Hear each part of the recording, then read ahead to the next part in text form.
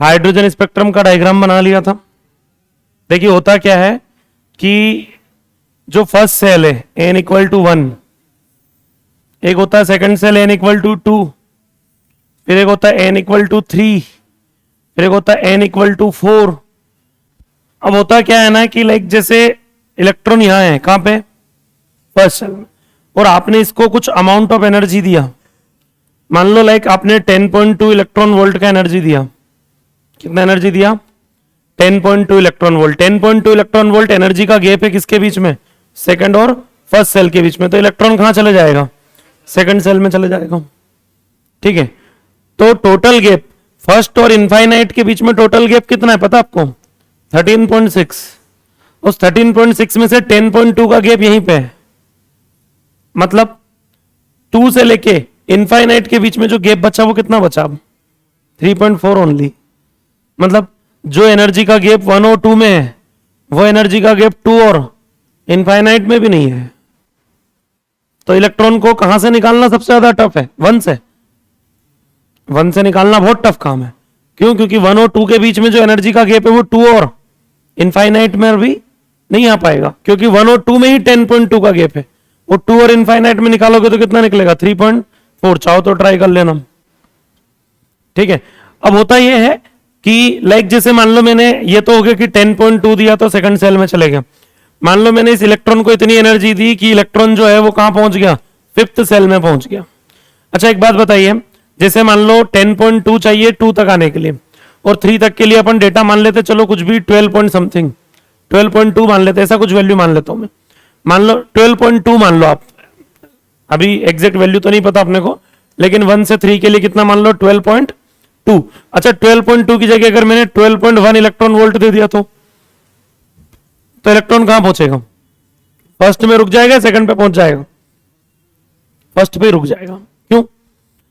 क्योंकि यहां पे अप्रोक्सीमेशन नहीं चलेगा।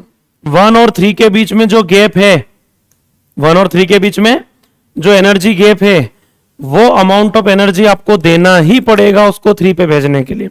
उससे 0.01 इलेक्ट्रॉन वोल्ट भी अगर आपने कम दिया तो वो नीचे वाले सेल पे रुक जाएगा। लाइक जैसे 1 से 5 तक जाने के लिए कुछ अमाउंट चाहिए होता है, वो अमाउंट अपन मान लेते हैं 12.6 इलेक्ट्रॉन वोल्ट, और मैंने दे दिया 12.59, 12.59, तो n इक्वल टू 5 तक जाएगा इलेक्ट्रॉन? बोले नहीं, इलेक्ट्रॉन 4 पे ही रुक जाएगा। इलेक्ट्रॉन कहां रुक जाएगा? आपको अमाउंट वो देना पड़ेगा जो गैप है, उससे 0.1 इलेक्ट्रॉन वोल्ट भी अगर कम दिया तो वहां नहीं पहुंचेगा, उसके नीचे वाले सेल में ही रुक जाएगा। क्लियर है क्या? समझ में आया? अब मान लो फिर वापस से उसी बात पे आता हूं कि 12.59 दिया आपने ना, 12.6 चाहिए कहां तक आने के लिए? 5 तक आने के लिए। मान लो आपने ग्राउंड स्टेट पे जो इलेक्ट्रॉन था उसको 12.6 इलेक्ट्रॉन वोल्ट का एनर्जी दे दिया तो सीधे कहां चले जाएगा? फिफ्थ सेल में। दे दिया तो वो कहां चले जाएगा? सीधे फिफ्थ सेल में। आपने वो अमाउंट दे दिया जो अमाउंट 1 और 5 के बीच का गैप है, एग्जैक्ट वो अमाउंट दे दिया, उससे थोड़ा सा ज्यादा दे दिया, तो इलेक्ट्रॉन कहां पहुंच जाएगा? फिफ्थ में पहुंच जाएगा। अब इलेक्ट्रॉन जब फिफ्थ सेल में पहुंचेगा तो जाते टाइम ऐसा कुछ भी नहीं होता कि 1 से 2 पे जाएगा, 2 से 3 पे जाएगा, 3 से 4 पे जाएगा। जाते टाइम क्या होता है? 1 से सीधा कहां जाएगा? 5। अब जब उधर से लौटेगा वापस से, एनर्जी को रिलीज करते हुए जब उधर से आता है, ठीक है, तब एक रैंडम पैटर्न होता है। रैंडम पैटर्न मतलब आप कुछ प्रेडिक्ट नहीं कर सकते कि वो कैसे आएगा। 6 से वो सॉरी 5 पे है ना, 5 से वो 4 पे आ सकता है, और 4 से सीधा जंप करके 1 पे आ जाए। हो सकता है 5 से 4 पे आए, 4 से फिर 3 पे आए, और 3 से फिर 1 पे आ जाए। हो सकता है 5 से 4 पे आए, 4 से 2 पे आए, 2 से फिर 1 पे आए। हो सकता है 5 से 4 पे रुके ही नहीं, 5 से सीधा 3 पे आए, और 3 से सीधा 1 पे आ जाए। तो भैया कुछ भी पॉसिबल है। आते टाइम जो है वो पॉसिबिलिटीज जो है वो बहुत सारी होती है। आते टाइम वो ऐसा डायरेक्ट नहीं आता 5 to 1 नहीं आता, मतलब ये नहीं कि आता ही नहीं है, आ सकता है।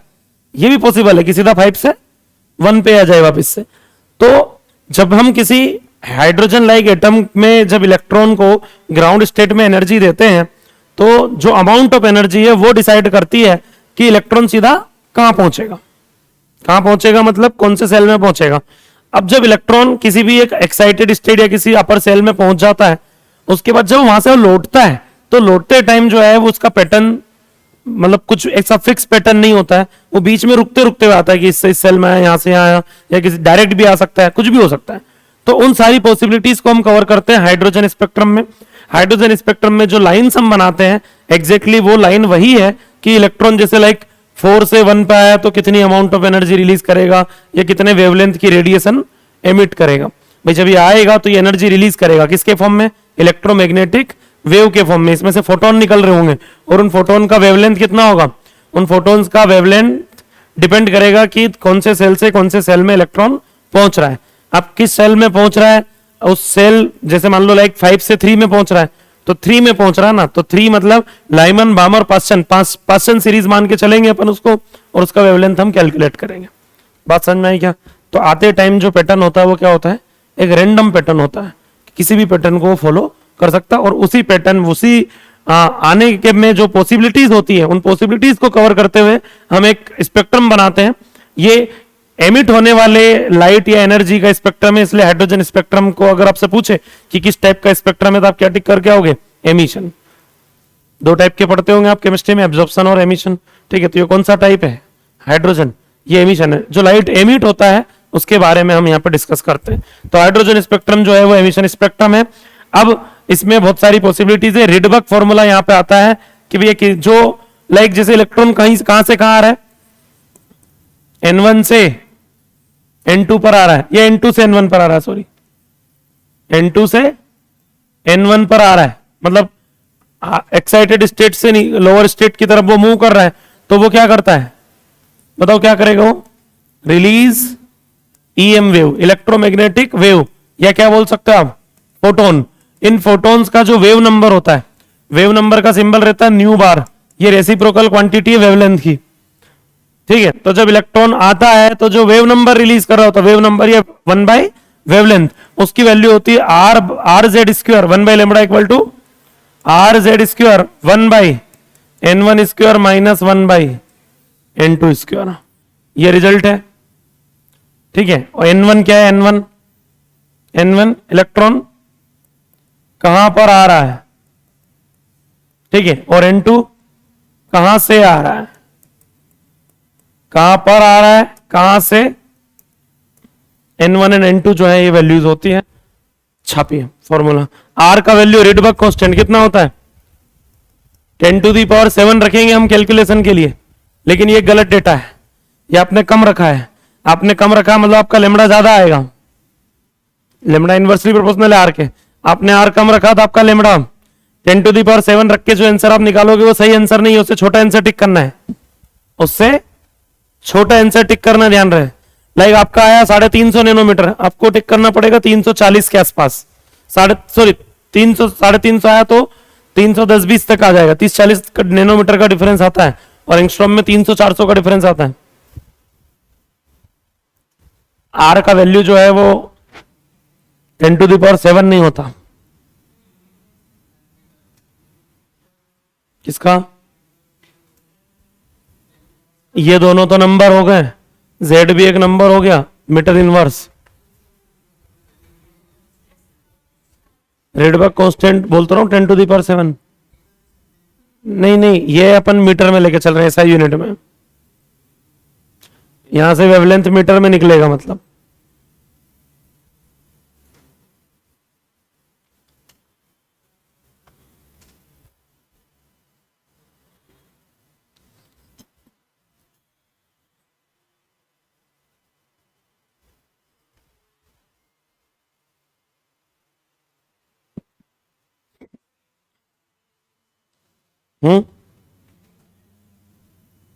क्या बोल रहा हूं, नहीं N1 मतलब कहां पर आ रहा है और N2 मतलब कहां से आ रहा है।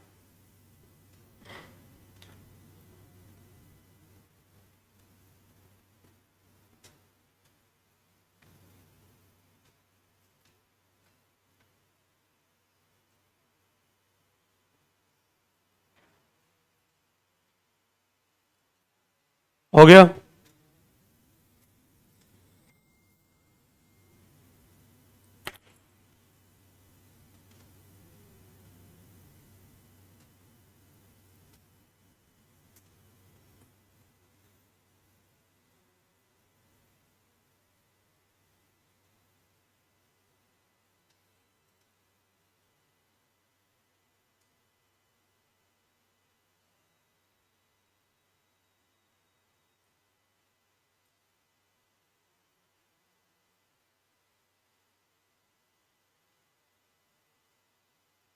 एक मिनट ना,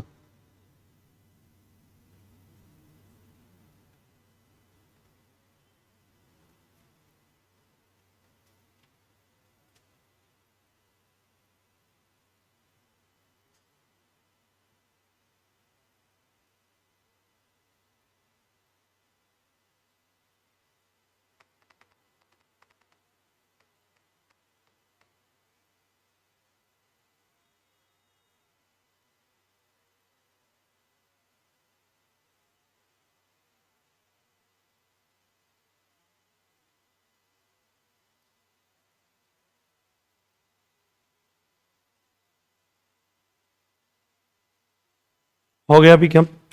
देखिए अब होता क्या है कि इलेक्ट्रॉन कहां पर आ रहा है, कहां पर आ रहा है, इसके लिए वो आपको क्या करेंगे, सीरीज का नाम बोल देंगे। ये सीरीज नेम से डिसाइड होगा। सीरीज नेम मतलब अगर आपसे लाइमन बोला तो आपको N1 का वैल्यू क्या रखना है, 1। ठीक है, बामर बोला तो N1 का वैल्यू क्या रखना है, 2। लाइमन बामर पास्चन ब्रैकेट पी फुन, ठीक है क्या, 1 2 3 4 5, ये ग्राउंड स्टेट होती। अब कहां से आ रहा है N2, इसके लिए जो है ना वो थोड़ी हिंट दी हुई होती है। क्या क्या आपको कुछ पॉइंट्स याद रखना पड़ेगा, लाइक जैसे mth लाइन ऑफ सीरीज, तो N2 का वैल्यू क्या हो जाएगा, N1 प्लस एम। N2 का वैल्यू क्या हो जाएगा, N1 प्लस एम। लाइक जैसे मान लो बोल दिया जाए third line of Paschen series, Lyman बामर Paschen, पहली बात तो पास्चन का N1 क्या हो जाएगा, 3। पास्चन सीरीज बोला मतलब N1 फिक्स हो गया क्या, 3। और मैंने कौन सी लाइन बोली, थर्ड लाइन, तो M का वैल्यू भी क्या हो गया, 3। 3 प्लस 3 6 2 3। अरे वो कहां से कहां है, 6 2 3।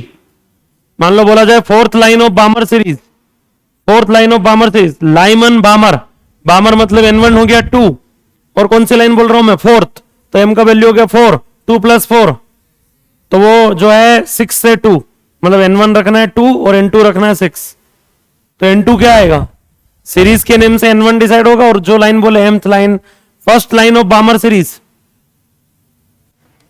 First line of Balmer series, हाँ जी 3 2 2, फर्स्ट लाइन मतलब 1 M का वैल्यू, और बामर सीरीज मतलब 2 2 प्लस 1 3 3 2 2। सीरीज के नेम से N1 डिसाइड होगा और N2 आपको निकालना पड़ेगा कौन सा लाइन बोला उसके हिसाब से। ठीक है, एक होता है limiting line. Limiting line word अगर यूज करे तो N2 का वैल्यू इनफाइनाइट होता है। N2 का वैल्यू क्या होता है, like limiting line of Paschen series, infinite to 3। अरे लिमिटिंग लाइन मतलब क्या हो जाएगा, फ्रॉम इनफाइनाइट। ठीक है,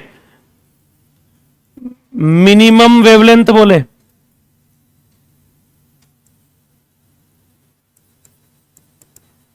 मिनिमम वेवलेंथ, तो भैया वेवलेंथ जब मिनिमम होता है तब एनर्जी मैक्सिमम होती है, और मैक्सिमम एनर्जी के लिए आप लोग समझदार हैं, कहां से आना चाहिए, इनफाइनाइट से आना चाहिए। ये सारे डेटा हम किसके लिए लिख रहे हैं, N2 का वैल्यू क्या होगा उसके लिए बातें चल रही है। जैसे मान लो आपसे बोल दिया minimum wavelength of Lyman series, infinite से 1, लाइमन सीरीज मतलब 1 फिक्स हो गया N1, और N2 infinite. Minimum wavelength of Balmer series, infinite to 2। Minimum wavelength of Paschen series, infinite to 3। Minimum wavelength मतलब फ्रॉम इनफाइनाइट। ठीक है क्या, एक होता है मैक्सिमम वेवलेंथ, मैक्सिमम वेवलेंथ या मिनिमम एनर्जी। भाई वेवलेंथ जब मैक्सिमम होता है तब एनर्जी क्या होती है, और किसी भी सीरीज में मिनिमम एनर्जी कहां से होती है, जस्ट ऊपर से। जस्ट ऊपर से मतलब लाइक जैसे 2 पे आएगा तो मिनिमम एनर्जी वाला इलेक्ट्रॉन 2 पे कहां से आ सकता है, 3 से, जो जस्ट ऊपर से आए। तो जो N2 होगा उसकी वैल्यू कितनी होगी, N1 प्लस 1। N2 का वैल्यू क्या होगा, N1 प्लस 1। लाइक आपसे बोल दिया जाए क्या, maximum wavelength of Brackett series, Lyman बामर Paschen bracket, bracket मतलब 4, तो 5 to 4 एक जोड़ना है जस्ट ऊपर से, मतलब अरे आ रहा है समझ में कि नहीं आ रहा है? लिख लीजिए फटाफट, N2 के लिए हिंट होती है, इस तरीके से दी हुई हो सकती है।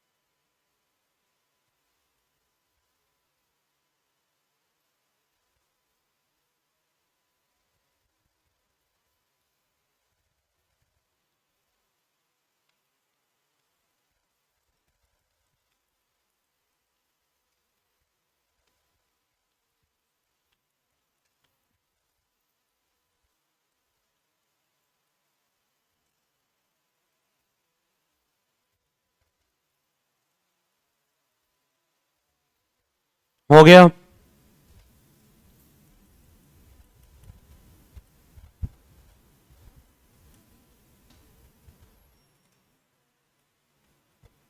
बढ़े क्या आगे?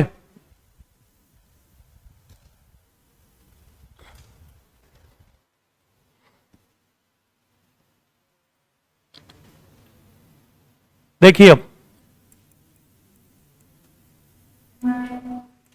ऑर्डर ऑफ एनर्जी, मतलब सबसे ज्यादा एनर्जी वाला सीरीज कौन सा है? लाइमन सीरीज का एनर्जी सबसे ज्यादा है, फिर बामर, और लास्ट में आएगा कौन सा? हम्फ्रे। तो एनर्जी के मामले में अगर हम बात करें तो लाइमन सीरीज सबसे ज्यादा है। हाँ,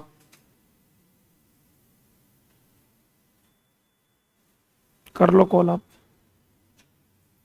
आओ देखता हूं मैं। हाँ, सबसे ज्यादा एनर्जी किसकी है? लाइमन सीरीज की। सबसे कम एनर्जी किसकी है? हम्फ्री की।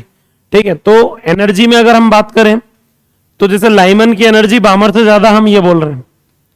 तो लाइमन में एक लाइन थोड़ी ना, लाइमन में बहुत सारी लाइन है। लाइमन सीरीज मतलब इलेक्ट्रॉन कहां पे पहुंच रहा है? 1 पे।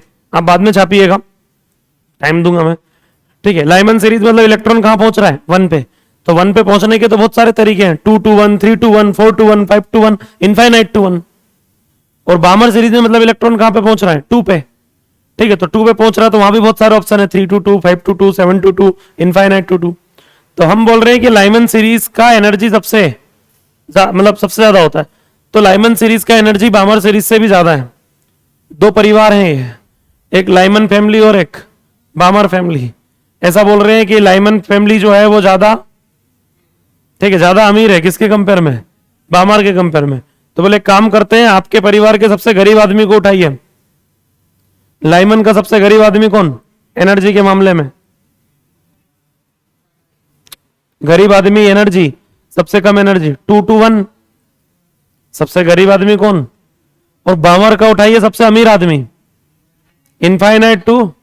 बोले आप कंपेयर करके दिखाओ क्या अभी, क्या अब भी हम पीछे हैं? तो पता चला कि हाँ, तब भी बामर सीरीज पीछे है। मतलब बामर सीरीज का सबसे अमीर आदमी लाइमन सीरीज के सबसे गरीब आदमी से भी गरीब है। तो लाइमन सीरीज जो है वो रिच तो है फिर, है ना। उसका सबसे कम एनर्जी वाला जो मेंबर है, कब सबसे कम एनर्जी वाला मेंबर कौन है? 2 to 1। वो इनफाइनाइट टू 2 से ज्यादा एनर्जी रखता है। जो 2 to 1 मेंबर है सबसे कमजोर आदमी है लाइमन सीरीज का। ठीक है, और सबसे ताकतवर बामर का कौन? Infinite to.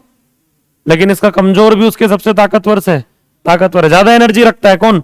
2 to 1 में ज्यादा एनर्जी है या इनफाइनाइट टू 2 में? 2 to 1। क्लियर है क्या? तो इसकी सबसे कम एनर्जी भी इसकी सबसे ज्यादा एनर्जी से ज्यादा होती है। ठीक है, और ऑर्डर ऑफ वेवलेंथ पूछे तो एनर्जी का उल्टा, ऑर्डर ऑफ वेवलेंथ पूछे तो भाई लाइमन का वेवलेंथ सबसे कम होगा। क्यों? क्योंकि एनर्जी सबसे ज्यादा है और सबसे लास्ट में सबसे ज्यादा हाईएस्ट वेवलेंथ कौन रखता है? ठीक है, इसका सबसे बड़ा वेवलेंथ भी लाइमन का बामर के सबसे छोटे वेवलेंथ से छोटा होगा। ठीक है, सबसे छोटा है वेवलेंथ वही रखते हैं। क्योंकि आया समझ में कि नहीं आया? बना लीजिए जल्दी फटाफट। पढ़ा दिया होगा वैसे केमिस्ट्री में तो।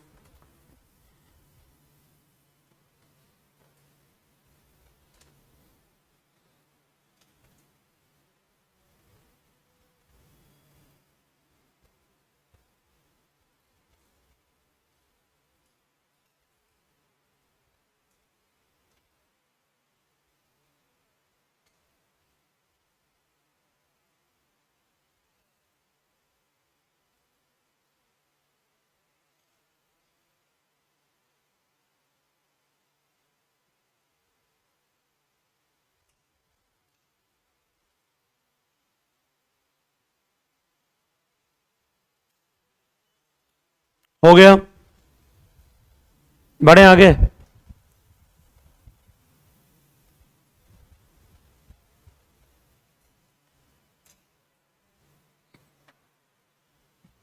बढ़े, छाप लिया क्या? नहीं लिखा था? लिख लो आराम से, बहुत टाइम है अपने पास। टाइम ही टाइम है, ना कोई टेस्ट है आज, ना कोई क्लास है। अब न्यूक्लियर भी स्टार्ट कर सकते हैं कि नहीं कर सकते?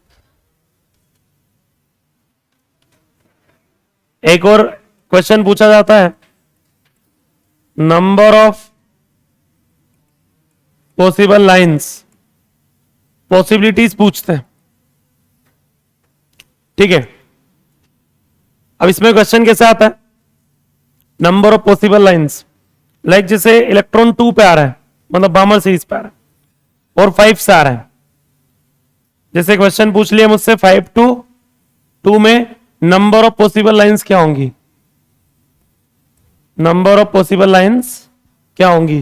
तो इसके लिए आशीष सर ने आपको फॉर्मूला लिखवाया होगा एक, कि ये N1 है, ये N2 है। ठीक है, तो उस तरीके से आप निकाल सकते हैं। क्या लगाते हैं फॉर्मूला हम? 1 मिनट, क्या? N2 माइनस N1, हाँ, N2 minus N1 plus 1 divided by, अच्छा पूरा डिवाइडेड बाय, ये ऐसा है। ठीक है, ये फॉर्मूला आपको याद है तो अच्छी बात है। ठीक है, एक दूसरा तरीका भी रहता है, सेकंड ऑप्शन भी। आपको 2 और 5 के बीच का गैप देखना है। अरे 2 और 5 के बीच का क्या देखना है भाई? एक तरीका ये भी होता है कि 2 और 5 के बीच में जो गैप है, एक तो तरीका ये हो ही गया। दूसरा ऑप्शन है कि 5 माइनस 2 करो, कितना आया? 3 आया। तो जो नंबर आ रहा है ये, आपको 1 से लेके इस नंबर तक के सारे नंबर जोड़ना है। मतलब 1 प्लस 2 प्लस 3, 3 2 5 और 1, 6 लाइन हो जाएंगे। कितनी लाइन हो जाएंगी? क्लियर है क्या? मान लो ये 5 to 1 होता तो डिफरेंस कितना आता? 4। तो 1 प्लस 2 प्लस 3 प्लस 4 करते, 10 लाइन हो जाती। अरे आया नहीं आया समझ में? क्लियर है क्या? तो आपको क्या करना है, वो जो गैप है वो जोड़ना है। कहां से कहां तक का? N2 माइनस N1 करना है, जो नंबर आए 1 से लेके वहां तक के सारे नंबर जोड़ना है। तो ये केमिस्ट्री में इस पे क्वेश्चंस आते हैं, नंबर ऑफ एमिशन लाइंस, कि कितनी लाइन एमिट होंगी, क्या है। लेकिन फिजिक्स जो है ना, मतलब ये एक्चुअल में है क्या, लाइक जैसे यही क्वेश्चन समझते हैं, 5 to 2 कितनी लाइन निकली? 6। क्या है ये? क्या नंबर ऑफ 6 लाइन क्या चीज है, ये समझते हैं। ये 2 हो गया, यहां कहीं 3, यहां कहीं मान लेते हैं अपन 4। ठीक है, ये हो गया अपना 5, ये 5 to 2। अब आपसे जो पूछा गया ना नंबर ऑफ पॉसिबल लाइंस, वो होती क्या है? वो ये होती है कि अगर इलेक्ट्रॉन 5 से 2 पे आए, 5 से, तो क्या क्या पॉसिबिलिटीज हैं? क्या क्या पॉसिबिलिटीज है? बोले सीधा 5 से 2 पे आ सकता है। आ सकता है कि नहीं आ सकता है? हो सकता है ना 5 से 4 पे आया हो और फिर 4 से 2 पे आया हो। तो 4 से 2 वाली भी एक लाइन मिल सकती है कि नहीं मिल सकती है? हो सकता हो 5 से 3 पे आए हो, फिर 3 से 2 पे आए हो, है ना? क्या 5 से 3 पॉसिबल है? हाँ है। क्या 4 से 3 पॉसिबल है? हाँ है। क्या 5 से 4 पॉसिबल है? इसके अलावा कोई पॉसिबिलिटी है क्या? जैसे हाइड्रोजन स्पेक्ट्रम बनाते हैं ना, वैसे बनाते हुए चलना आपको। 3 लाइन 2 वाली हो सकती है, ये कितनी हो गई? 3 लाइन ये हो गई, 1 2 3 4 5 6,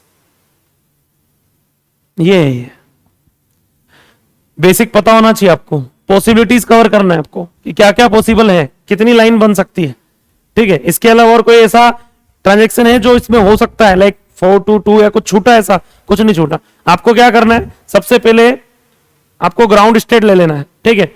वहां तक पहले हर स्टेट से लाइन लेके आ जाओ, फिर एक स्टेप ऊपर बढ़ो, फिर वहां पे सभी से लाइन लेके आओ, फिर ऊपर बढ़ो, फिर वहां से सबसे लाइन लेके आओ। और एग्जैक्टली हमने यही किया है, 1 + 2 + 3।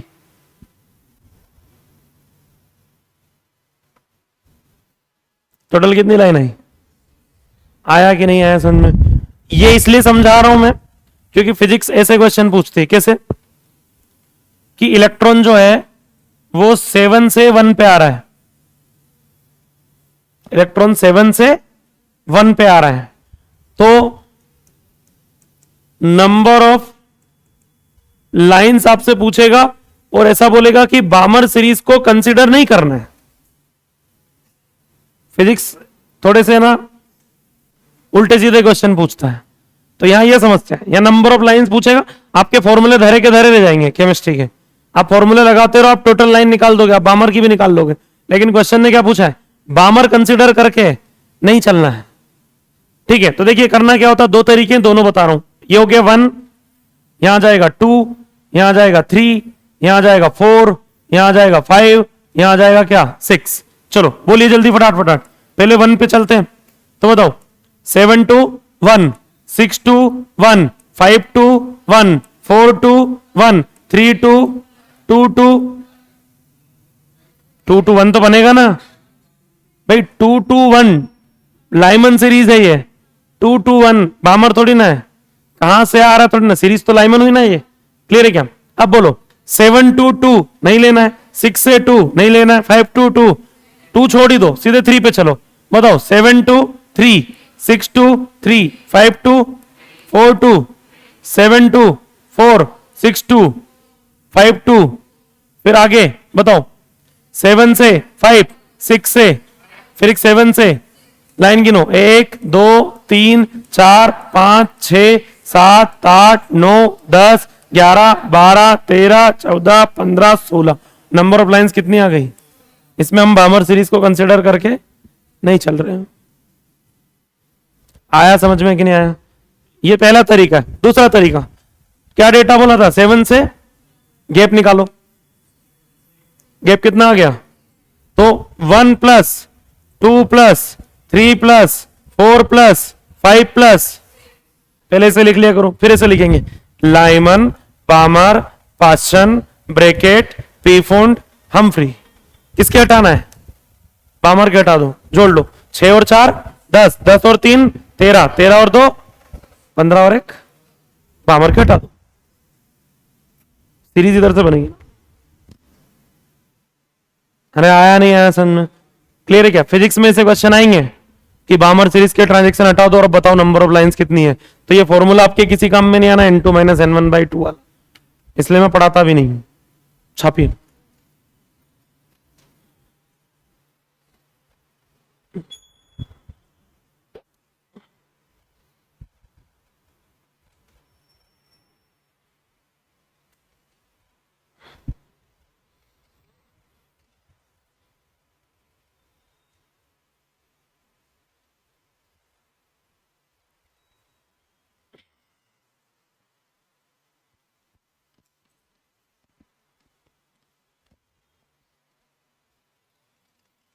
सबसे पहले तू फोन दे देना, फोन दे फोन दे, फोन लेके ऊपर कर क्या रहा तू?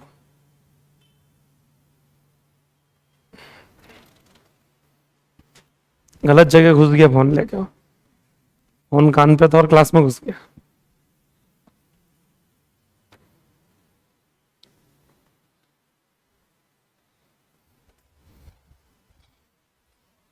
सोहेल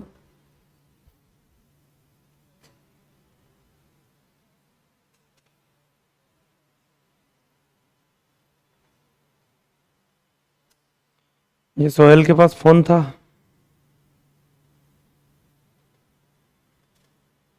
तो ऊपर लेके आया था, ऊपर के लिए दिया था, क्लास में से लिया है मैंने। ले जाना अपने यहाँ से।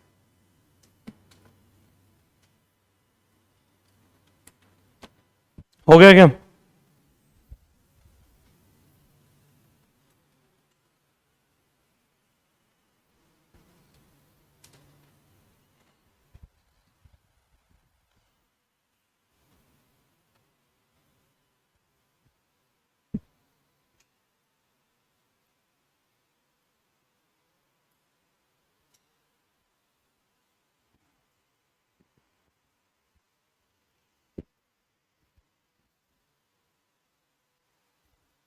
हाँ जी, हो गया क्या? नहीं हुआ? छापिए आराम से। हो गया? मैं तो फ्री हूं। 8 बजे तक रुकना ही है, जिनका 8 बजे तक का शेड्यूल है।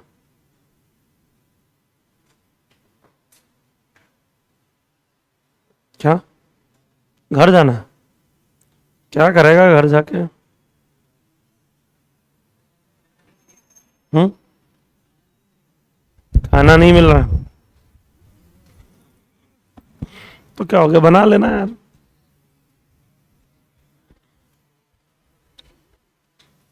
चलो रुक जाओ, खाना मैं खिला दूंगा बस। हम्म? वो मेरी समस्या, में कैसे खिलाऊंगा?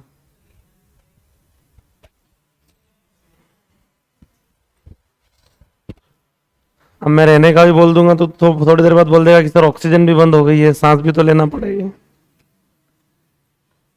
इससे अच्छा तो चले ही जाना। हम्म?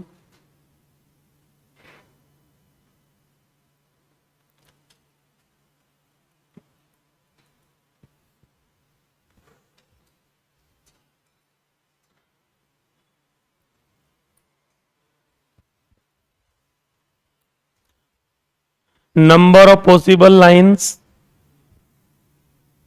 between 7 to 1 excluding Balmer series.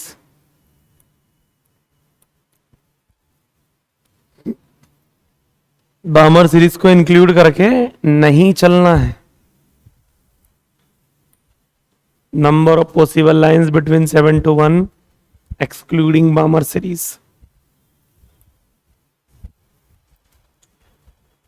इनमें से कार्सिनोजेनिक सीरीज कौन सी होती है जिससे कैंसर वेंसर होता है? लाइमन। अल्ट्रावायलेट रेडिएशन है जिससे कैंसर वगैरह होता है। जो दिखाई देती है विजिबल रीजन में, वो कौन होगी? बामर। और इनका हीटिंग इफेक्ट होता है, इंफ्रारेड का हीटिंग इफेक्ट होता है, तो infrared radiation heating effect create करता है। बाकी सब सीरीज होगी।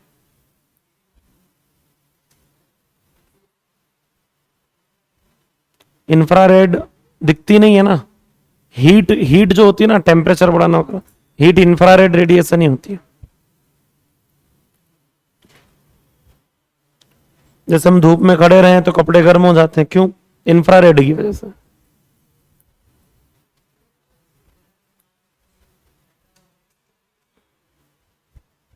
नहीं मतलब बहुत ज्यादा नहीं यूज करते हैं। अब वो कैस क्या क्या यूजेस हैं वो तो डिवाइस पे डिपेंड करता है। हाँ रहता है ना।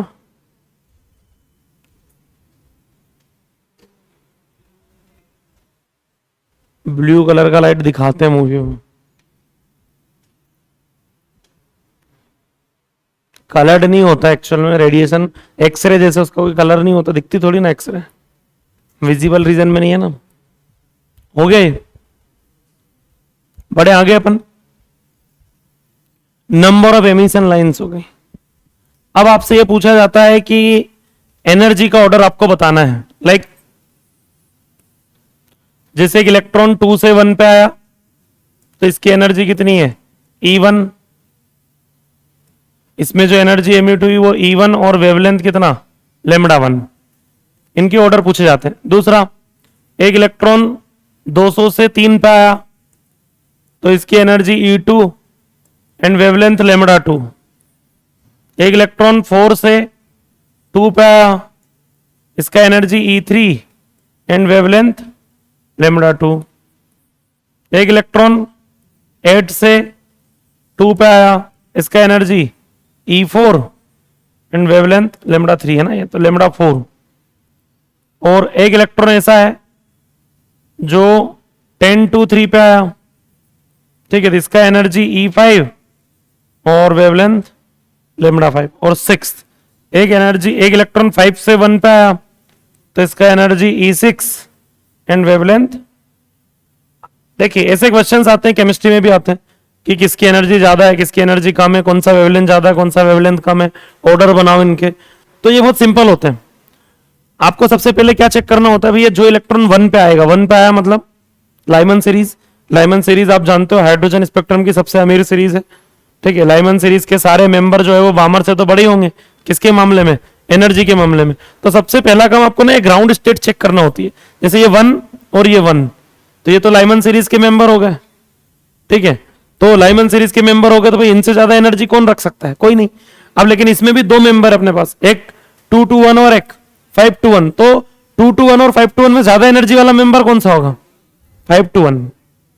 भाई 2 से 1 और 5 से 1 तो ज्यादा एनर्जी कौन है, दोनों ही लाइमन सीरीज के हैं वो, ठीक है। आप ऐसा मत सोचना कि 2 to 1 ही सबसे ज्यादा, 2 to 1 लाइमन सीरीज का सबसे गरीब आदमी है, 2 to 1 लाइमन सीरीज का सबसे गरीब आदमी है। हाँ वो एक अलग बात है कि बाकी सीरीज के कंपेयर में अमीर है वो, बामर के सबसे अमीर आदमी से भी अमीर है वो, लेकिन लाइमन में तो गरीब है ना वो। 2 to 1 उससे अमीर कौन है, 3 to 1 उससे अमीर कौन है, 4 to 1 उससे अमीर कौन है, सबसे अमीर कौन है लाइमन सीरीज में, इनफाइनाइट टू 1।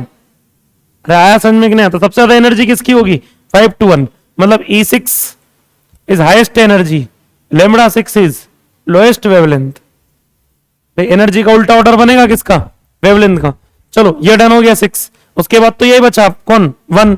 उसके बाद एनर्जी कौन आ जाएगी, E1, तो वेवलेंथ किसका आ जाएगा, λ1, ठीक है क्या। चलो ये भी डन हुआ, ये भी डन हुआ। अब हम चलते हैं अगली स्टेट 2 पे। इनमें सबसे ज्यादा एनर्जी वाला कौन है, 8 to 2। तो अगली एनर्जी बताओ कौन सी आ जाएगी, E4 वेवलेंथ λ4, ठीक है क्या। उसके बाद में 8 to 2 हो गया, फिर 4 to 2, तो 4 to 2 बोले तो कौन, फिर एनर्जी आ जाएगी E3 वेवलेंथ λ3, ठीक है क्या। फिर E3 के बाद में 2 भी खत्म हो गया, हम 1 भी डन हो चुका है। अब बच्चे दोनों 3 3 वाले, तो ज्यादा एनर्जी ये होगी 200 to 3। तो बताओ फिर कौन आएगा, E2 और उसके बाद E5, ठीक है, λ2। तो वेवलेंथ और एनर्जी का ऑर्डर अगर बनाने के लिए आए तो बना दोगे, कुछ नहीं सोचना है, ग्राउंड स्टेट सोचना है प्रॉपर सही तरीके से। छापिए,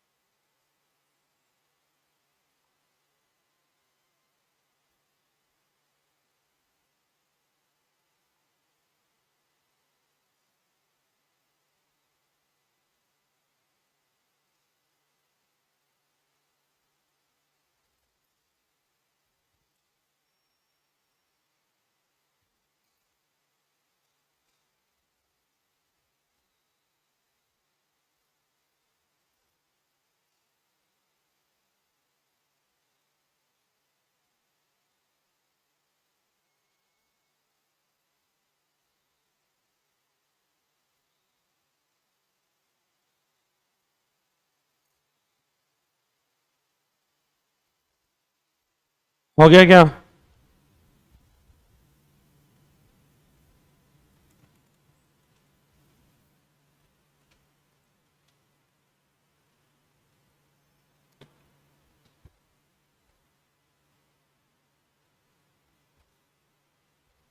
ठीक है।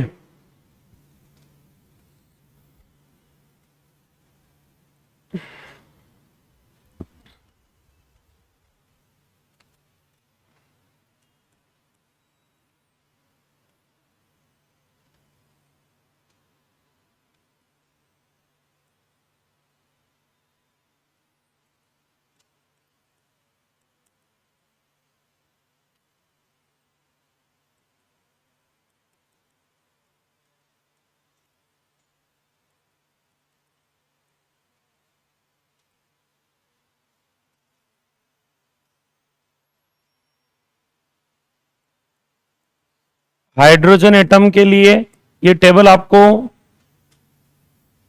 कंप्लीट करना है।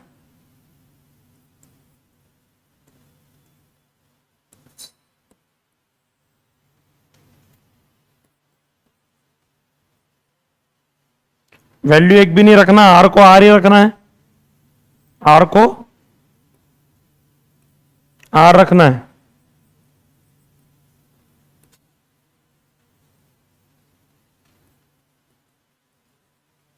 आर को आर रख के बताइए मैक्सिमम और मिनिमम वेवलेंथ सभी सीरीज के, और एटम हाइड्रोजन लेके चलना है। इसके क्वेश्चंस तो कर लोगे ना, हाइड्रोजन की मैक्सिमम वेवलेंथ पूछ लेगा लाइमन सीरीज का, हीलियम का मिनिमम, बामर का उनका रेशियो पूछ लेता है, तो रेशियो लेना आपको फॉर्मूला लगा के बस। ये बताइए जल्दी फटाफट, आर को आर रखना है, आंसर बताइए।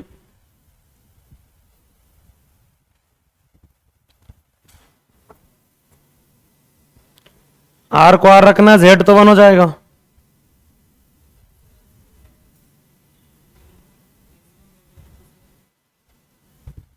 मैक्सिमम वेवलेंथ 2 से 1 और ये इनफाइनाइट से 1, तो वही बताना, बताओ। ये आएगा 1/r, ये आएगा 4/r, 4/r, समझ में आ रहा है। ये आएगा 9/r, 16/r, 25/r,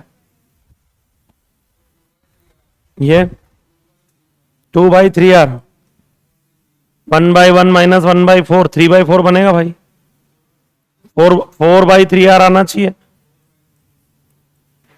ये 9/5r आ रहा होगा, नहीं 9 नहीं आ रहा होगा, 9 नहीं आएगा। 4 आएगा एक, और एक, अच्छा 2 पे आ रहा ना, तो 2 3 से 9 4 जा 36, 36/5, 36/5r। अगला 144/7r,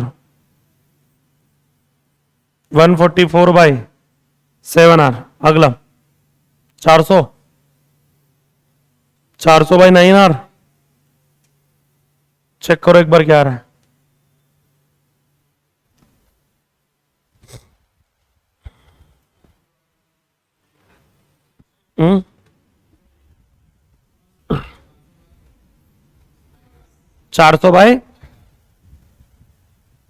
400/9r। अगला 5वीं सीरीज 6 to 5, कौन सा बताऊं, पहले ही बता दूं। 1/λ is equal to R, Z का वैल्यू तो 1 हो गया।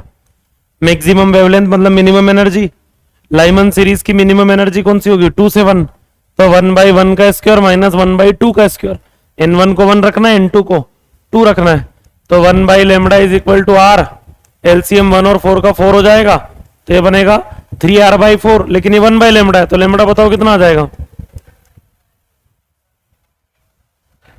4/3r, सॉरी, हाँ जी। मिनिमम वेवलेंथ में ये इनफाइनाइट रख देना, तो r बच गया, तो 1/r, 1/λ r है, तो λ क्या बचेगा, 1/r, 900/11r। ये आएगा 900/11r। कर लोगे। नेक्स्ट हेडिंग लिख लीजिए, न्यूक्लियर फिजिक्स।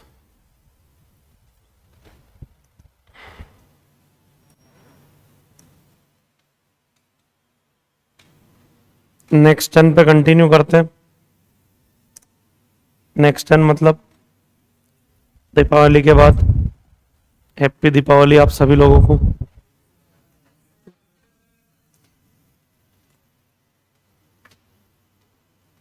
ऐसे जवाब प्रश्नों का भी दिया करो, थोड़ा अच्छी वॉइस में ना।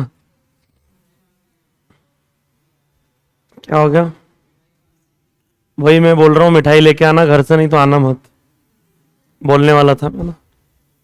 दीपावली के बाद जो है वो 8-15 के बाद भी एंट्री है, लेकिन मिठाई के बाद एंट्री, बिना एंट्री नहीं मिलना है।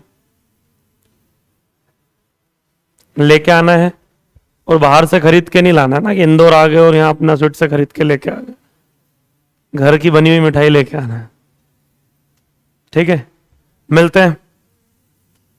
थोड़ा बहुत पढ़ते रहना बीच बीच में।